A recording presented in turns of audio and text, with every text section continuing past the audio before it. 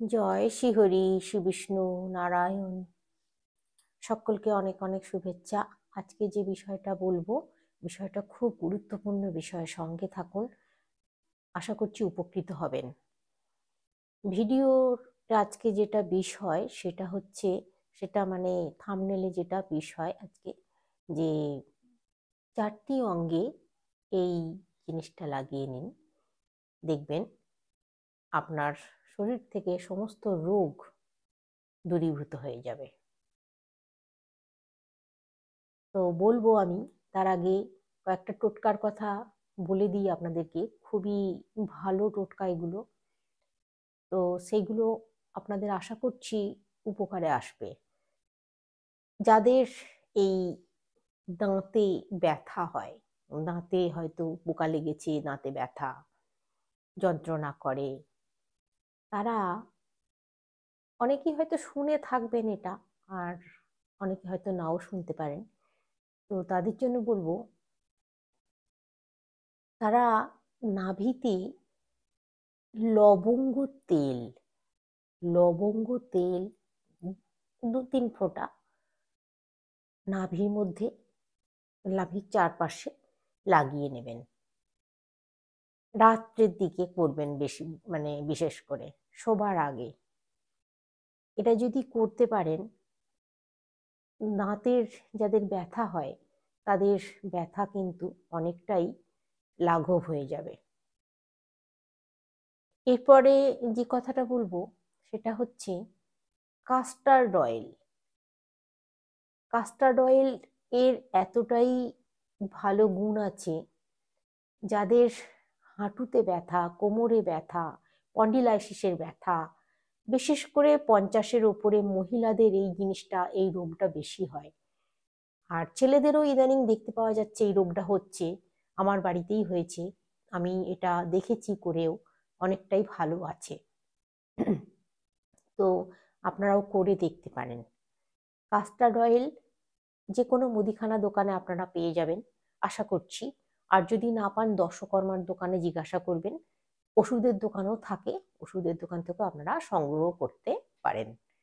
তো এই custard oil নিয়ে এসে 2-3 ফোঁটা কাস্টার্ড অয়েল আপনার নাভির চারপাশে লাগিয়ে ক্লক অ্যান্টি ক্লক ওয়াইজ ঘোরাতে হবে, মানে ওটাকে মালিশ করতে হবে আস্তে আস্তে।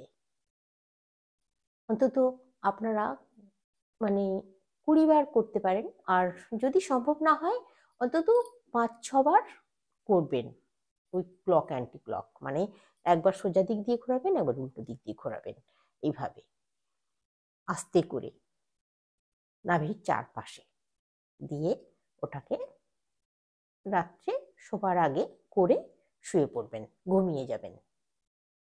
এরকম আপনারা বেশ কিছুদিন করবেন, দেখবেন আশা করছি এই যে হাঁটুর ব্যথা সেটা অনেকটাই কমে আসবে।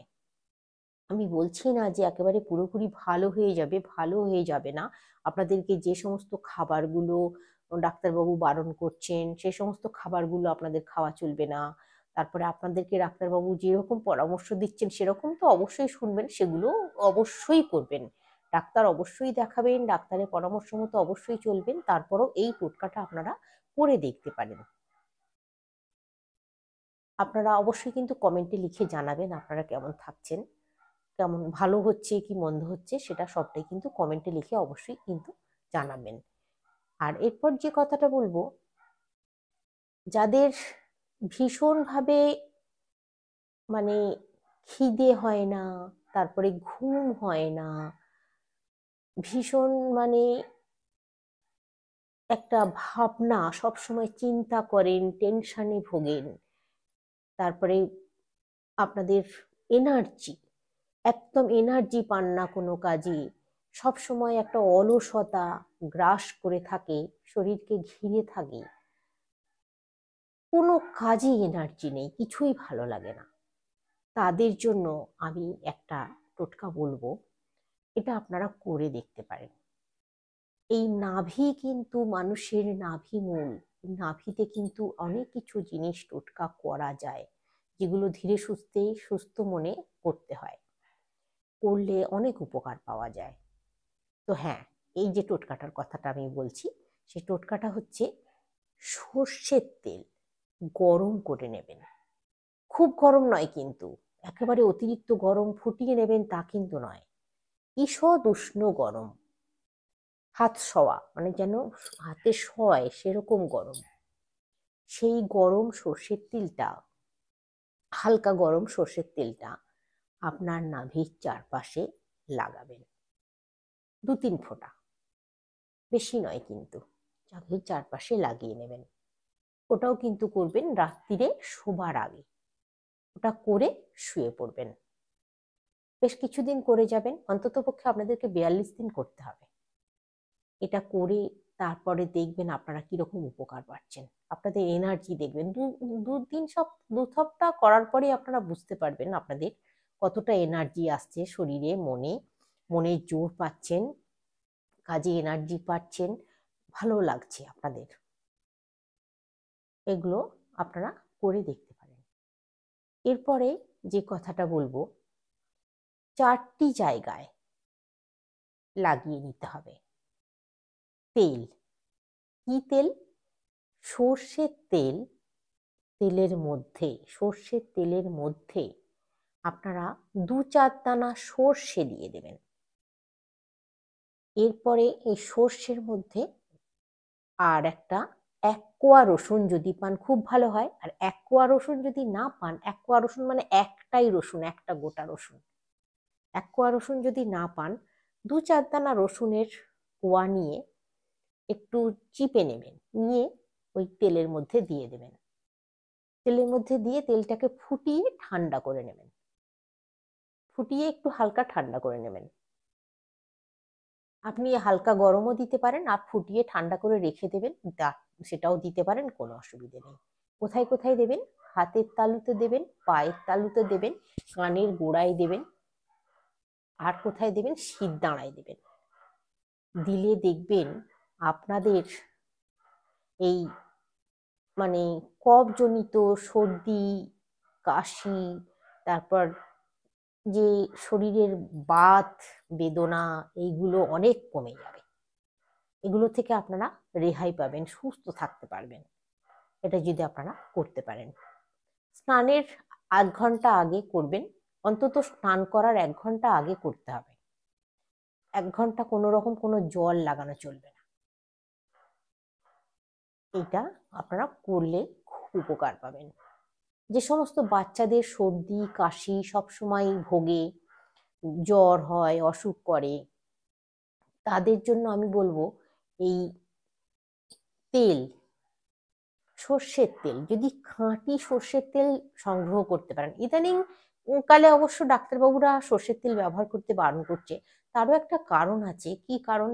সর্ষের তেলের মধ্যে কেমিক্যাল মেশানো থাকছে, সেই কারণের জন্য সর্ষের তেলটা মাখালে অনেক সময় দেখা যায় বাচ্চাদের অ্যালার্জি হয়, ফুসকুড়ি হয়। তো সেই কারণের জন্য সর্ষের তেলটা মাখাতে বারণ করছে। কিন্তু আমি বলবো যদি খাঁটি সর্ষের তেল সংগ্রহ করতে পারেন, মানে কিভাবে সংগ্রহ করবেন, আপনারা আপনাদের কাছাকাছি যদি কোনো সর্ষের তেলের ঘানি থাকে, সেখানে নিজেরা সর্ষে কিনে নিয়ে গিয়ে ভাঙিয়ে নিয়ে আসবেন। তাহলে দেখুন সর্ষের তেল ভাঙিয়ে নিয়ে আসবেন, করে নিয়ে আসবেন, ওই তেলটা রেখে দেবেন। ওই তেলটা আপনারা বাড়ির সকলে ব্যবহার করতে পারবেন। তো এই সর্ষের তেল, খাঁটি সর্ষের তেল যদি পান, খাঁটি সর্ষের তেল আপনারা ওই রসুন দিয়ে সর্ষে দিয়ে ফুটিয়ে বাচ্চার, অথবা শুধু খাঁটি সর্ষের তেল যদি সংগ্রহ করতে পারেন, ওই তেল আপনারা বাচ্চার হাতের তালুতে, পায়ের তালুতে, বুকে, মাথার তালুতে দিয়ে আপনারা ভালো করে একটু আস্তে করে আলতো তালে একটু মালিশ করে দিলেন। দেওয়ার পর আপনারা 1 ঘন্টা, মানে 1-2 ঘন্টা সকালবেলা যদি ওটা করে দেন তাহলে খুব ভালো হয়। তারপরে দুপুরবেলা যেমন স্নান করাবেন, সেটা হলে বেশি ভালো হবে। এটা হলে কি হবে, বাচ্চা খুব সুস্থ থাকবে, খুব ভালো থাকবে, সর্দি কাশি এগুলো কম থাকবে। আর যে কথাটা বলছিলাম, এই নাভিতে আরো অনেক কিছু জিনিস আছে যেগুলো আয়ুর্বেদিক ভাবে আমরা আমি বই থেকে দেখেছি, বইয়ে দেখেছি, আয়ুর্বেদিক বইয়ে আরো অনেক কিছু জিনিস আছে যেগুলো ব্যবহার করলে অনেক সমস্যা থেকে মুক্তি পাওয়া যায়। আগেকার দিনের মানুষরা কিন্তু এরকম করেই সুস্থ থাকতো। এখন আমরা উড়িয়ে দিই, আমরা বলি না এগুলো কি হবে, এগুলো কিছু না। তো আগেকার দিনে মানুষরা কিন্তু এইভাবেই সুস্থ থাকতো। এরপরে বলবো আর একটা জিনিস, যেটা করলেও কিন্তু খুব ভালো থাকা যায়, খুব সুস্থ থাকা যায়। আর এই যে মানে একটা শরীরের ভিতর থেকে উত্তেজনা হয়, ছটপটানি হয়, কি করব কি করব না, অস্থিরতা লাগে, সেই সমস্ত জিনিসও কিন্তু দূরীভূত হবে। আর যেমন আরেকটা জিনিস হয়, শরীর খুব দুর্বল হয়ে যায়, শরীর ভীষণভাবে দুর্বল হয়ে যায়, শরীর অসুস্থ থাকেন, প্রায়ই অসুস্থ হয়ে পড়েন, শরীর ভীষণ দুর্বল, ক্ষীণ হয়ে যাচ্ছেন দিন দিন। সমস্ত মানে শরীরটা যেন দিন দিন মানে কিরকম একটা হয়ে যাচ্ছে আর কি, ক্ষীণ হয়ে যাচ্ছে, দুর্বল হয়ে যাচ্ছেন। আপনাদের বয়স হয়তো কম, কিন্তু হয়তো এরকম হয়ে যাচ্ছেন। এইরকম হলে কিন্তু একটা কাজ করতে পারেন, যদি আপনারা বাড়িতে গাওয়া ঘি তৈরি করে নিতে পারেন, দুধের সর তুলে রাখবেন। বাড়িতে তো দুধ প্রত্যেকেরই হয়তো দুধ আসে, যাদের আসে না তাদের একটু কিনবেন, দুধ কিনে দুধ ফোটাবেন, ফুটিয়ে সরটাকে তুলে রাখবেন, তুলে রেখে ওটাকে গরম করে নিলেই কিন্তু ঘি তৈরি করে নেওয়া যায় বাড়িতে। অল্প পরিমাণে ঘি তৈরি করে নেবেন। ওই ঘি যদি নাভির চারপাশে দিয়ে রাত মানে রাত্রে, আমি যা কিছু বলছি সবই কিন্তু এই রাত্রে করতে হবে, শোবার আগে দিয়ে আপনারা শোবেন। কমপক্ষে আপনাদেরকে এটা 42 দিন করতে হবে। যদি করতে পারেন, আপনাদের এই যে শরীরের কমজোরি, শরীরের অক্ষমতা, শরীর ক্ষীণ হয়ে যাওয়া, দুর্বল হয়ে যাওয়া, এই সমস্ত জিনিস কিন্তু আস্তে আস্তে কেটে যাবে। আপনার দুর্বলতা আস্তে আস্তে কেটে যাবে। তারপরে আপনার বাড়িতে তো যেগুলো খাবার দরকার, ডাক্তারবাবুর সঙ্গে নিশ্চয়ই পরামর্শ করবেন, খাবেন সেগুলো। এবং ঘুম, পর্যাপ্ত পরিমাণে ঘুম প্রয়োজন। আর এটা দিলে কিন্তু রাত্রিরে ভালো ঘুমও হবে। পর্যাপ্ত পরিমাণে ঘুম দরকার। যাদের শরীর এরকম দুর্বল হয়ে যায়, ক্ষীণ হয়ে যায়, তাদের মানে দুপুরবেলা অন্তত 1 ঘন্টা 2 ঘন্টা ঘুমোতে হবে, রাত্রিবেলা অন্তত কমপক্ষে 7 ঘন্টা ঘুমোতেই হবে, 7-8 ঘন্টা। তাড়াতাড়ি খাওয়া দাওয়া করে শুয়ে পড়তে হবে। এগুলো তো করতেই হবে, তার সঙ্গে এই কাজটাও আপনারা করে দেখতে পারেন, উপকৃত হবেন। তাহলে আজকে রাখছি, আগামী দিনে আবারও দেখা হবে, আবারও নিত্য নতুন ভিডিও নিয়ে আমি আপনাদের সামনে হাজির হয়ে যাচ্ছি। আজকে আসছি।